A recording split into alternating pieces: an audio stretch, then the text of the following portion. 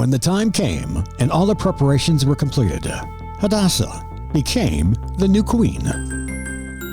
For legendsoffaith.org, I'm Rob Cutter. In an ancient empire, there was a young girl named Hadassah. She was orphaned young when both of her parents died, leaving her in the care of her cousin, who raised her as his own daughter. She grew up to be a beautiful and intelligent woman with a strong sense of loyalty to her people and her Jewish faith.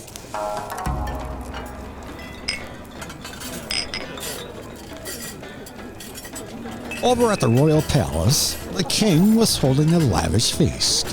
A week-long celebration concluded when the king, who was merry with wine, ordered the queen to grace him and his guest with her beauty.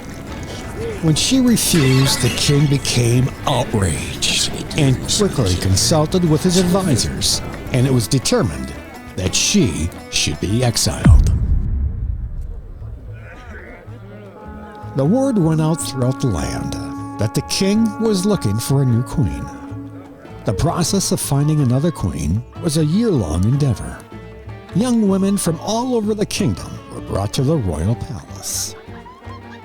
One day, the beauty of Hadassah caught the eye of one of the king's advisors. A while later, she was summoned to the palace. She kept her Jewish heritage a secret.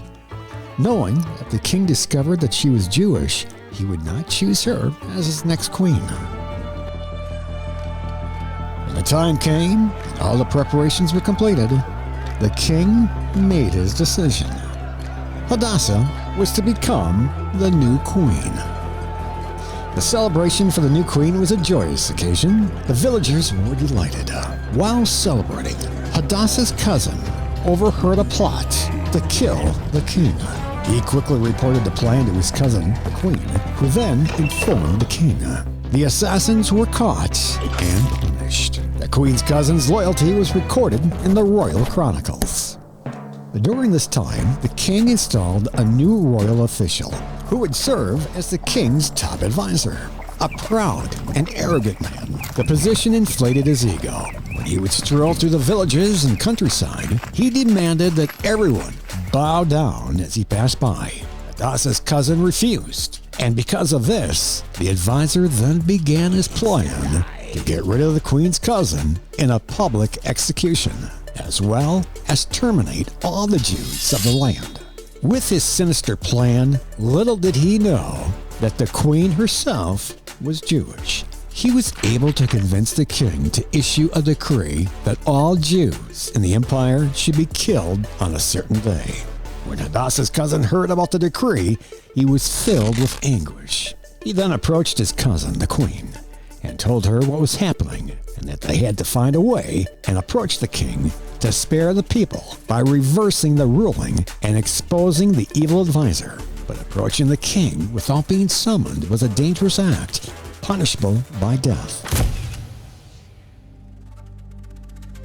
Hadassah fasted and prayed for 3 days before she went to the king. She did not make her request immediately known, but rather invited the king and his top advisor to a banquet that she had prepared.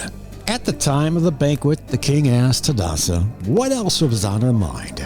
She finally broke down and revealed what his evil advisor was trying to do, and that she was Jewish as well.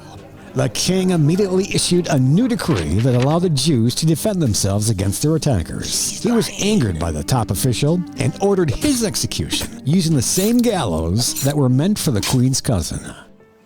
The story of Hadassah, or Queen Esther, is a powerful testament to her faith and courage. She risked everything to save her people from destruction.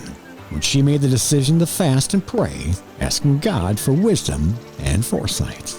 A powerful biblical story of bravery, faith, and determination. Esther's story is a testament to the power of God's grace and the strength of the human spirit.